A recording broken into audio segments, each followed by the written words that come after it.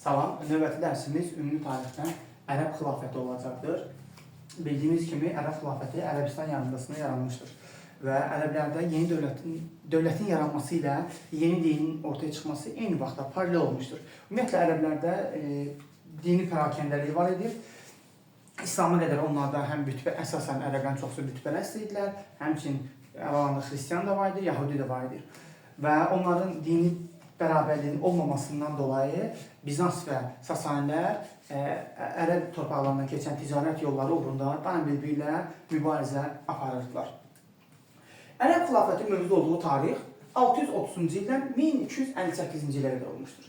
Lakin 630-cu ilə qədər ki, bütün hadisələr Ərəb xilafətinə aid deyil. Yəni, xilafət ərəblərdə dini idarə etmə əsasında idarə olunan dövləti deyilir, xilafət.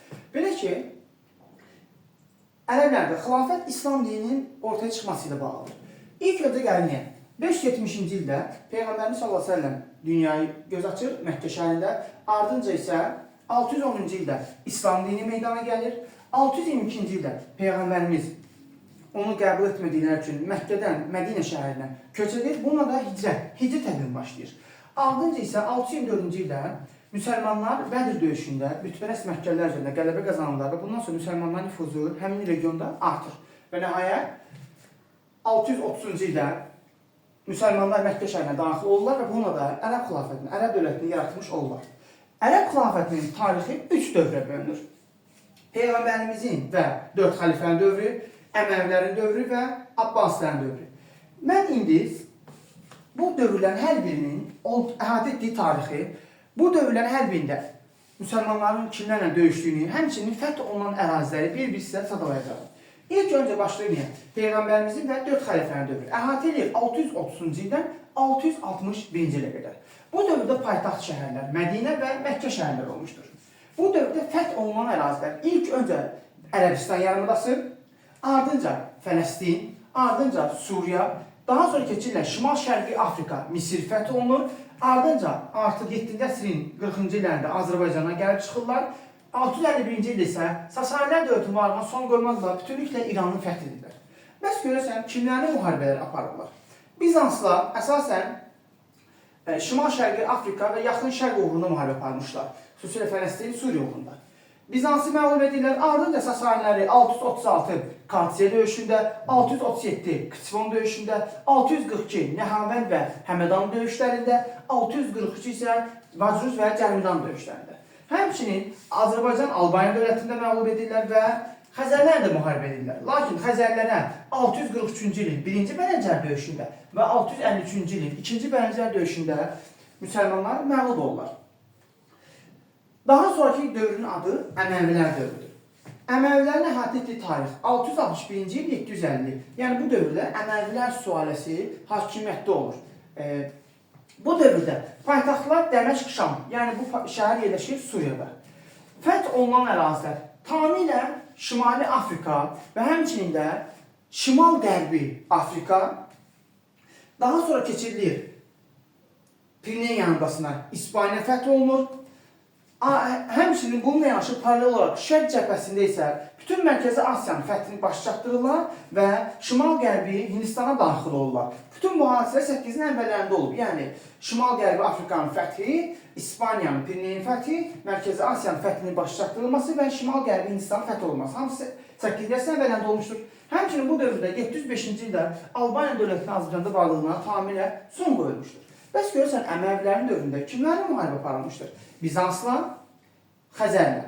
Xəzərli 731-ci il Savalan, 737-ci il isə Dilah döyüş olmuşdur.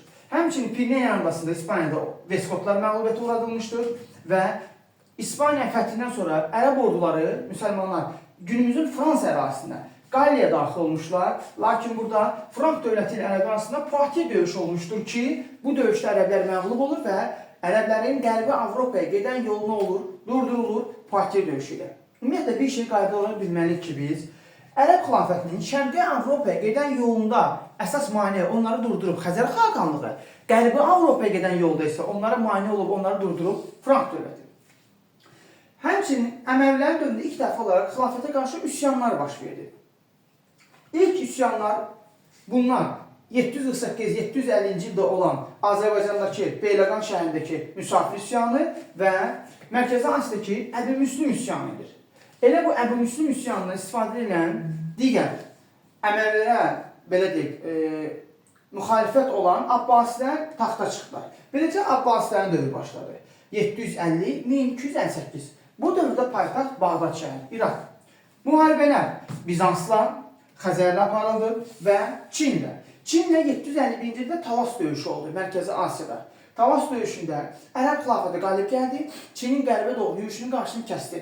Lakin Talas və onun ətrafındakı ərazilər nə Çinə, nə də Ərəb xilafətinə qismət olmadı. Bunu Türk dövləti olan Uyğurlar yerləndi həmin əraziləri. 751 Talas döyüşündə Çinə məğlubiyyət uğratdılar. Abbasilər dövründəki üsyanlar 750-752-ci ildə Beyləqandakı müsafir üsyanı. Qeyd etməliyik ki, Beyləqandakı müsafir üsyanı həm Əməvilər sonrasında da Abbasilərə qarşı oldu. Çünki bu üsyan 748-də başlayıb, 752-də davam edib, bitmişdir. Digər üsyan isə yenə Azərbaycanda Xürrəmlər üsyanı oldu. 778-838-ci illərdə. Daha sonra ayrılan ərazilər qeyd etməliyəm ki, 4 xəlifələrin və Əməvilərin dövründə davamlı fəthi olan ərazilər var.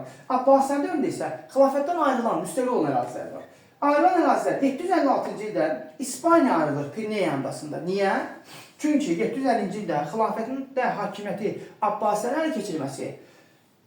Əməvilər İspaniyada idilər bu zaman. Onlar Abbasilərin hakimiyyəti qəbul etmədikləri üçün İspaniyanı ayırdılar. 756-cı ildə Kordoba xilafəti qurdular. Yəni, ilk ayrılan ərazi İspaniyadır.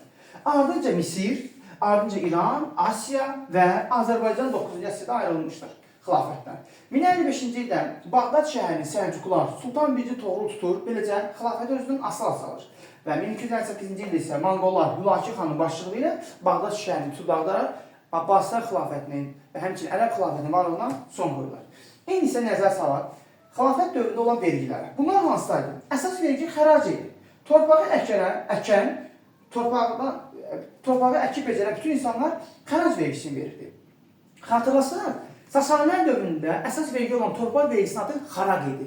Ərəblərdə xərac, Sasanlərdə xaraq idi. Bunları fərqləndirmək üçün bilməliyik ki, ahə qanuna tabi olmayan xəracdır, bu ərəblərə aiddir. Tabi olan xaraq isə bu Sasanilərə aiddir. Can vergisinin adı cizyə idi. Cizyə yalnız qeyri-müsəlmanlardan, Yahudi və Xristiyanlardan alınırdı. Sasanilər dövründə isə görəsən can vergisinin adı neydi? Bu gezit idi. Daha sonra gəlir xümus vergisi, həmçinin zəkat vergisi, həmçinin fitrə vergisi. Bu üç vergini isə əsasən müsəlmanlar verirdi. Bəs görürsən, ərəblərin dövründə, xilafətin dövründə torpağın formaları hansılardır? Bu torpağı dövlətə məxsus idi, gəliri dövlət xəzinəsinə daxil olurdu. Xidmətə görə verilən iqta idi. İqta şərti idi. Bəs görürsən, Sasanilər dövlətində şərti torpağın adı neydi Azərbaycanda? Bu xostak idi. Feodalların şəxsi torpağı mülk idi. Sasanilərdə bunu əvəz edir dastakir. Həmçinin dini dairələrə məxsus olan vəqf idi. Cəmaatın ümumi torpağı isə icma idi. Vergilərin ağırlığı əsasən icma torpaqlarının üzərinə düşür. Eyni isə bu dərsdə əsas bizə lazım olan oxşarlıqlar, eyniliklər hansılardır? Bilməliyik ki, həm 4 xəlifənin zamanında, həm Əməvilərin zamanında, həm də Abbasilərin zamanında müharibə aparılan iki düşmən var. Yəni, xilafət həm 4 xəlifənin, həm Əməvilərin, həm də Abbasilərin zamanında iki ortaq düşmənlə müharibə edir həmişə. Bunun biri Bizansdır, digəri isə Xəzərlərdir. Hər üç dövrdə olub. Misal olaraq, deyirlər ki, Albaniya ilə və Sasanilərlə müharibə yalnız 4 xəlifələrin dövründədir. Çünki 4 xəlifələrin dövründə artıq Əməvilərin dövründə Albaniya ilə müharibə aparılmadı. Həmçinin Sasanilər 651-ci ildə varlığından son qoyduğu üçün yalnız deyir ki, 4 xəlifələrin dövründə. Digər məsələ, bir daha qeyd edirəm ki, 630-cu ildə Məkkə şəhərinin fəthinə qədər ki, olan bütün hadisələr, yəni Peyğəmbərimizin anda olması, İslam dini yaranması, hicrətin başlaması, Bədir döyüşü. Bunlar Ərəb xilafətinə aid deyil. Daha sonra digər məsələ. Bir daha qeyd edirəm, Azərbaycandakı Beyləqan şəhərindəki olan müsafir üsyanı həm Əməlilər sülaləsindən də Abbasilər sülaləsindən aiddir. Digər məsələ, sual düşür ki, xilafətin Bağdad dövrünə aiddir. Bu Abbasilərin olduğu dönəmindəki hadisələrdir. Dəməşq dövrünə də aiddir. Bu Əməvilərin dövründəki olan hadisələrə aiddir. Və xilafət mövzusu bununla tam olaraq yekunlaşdırılmış oluram.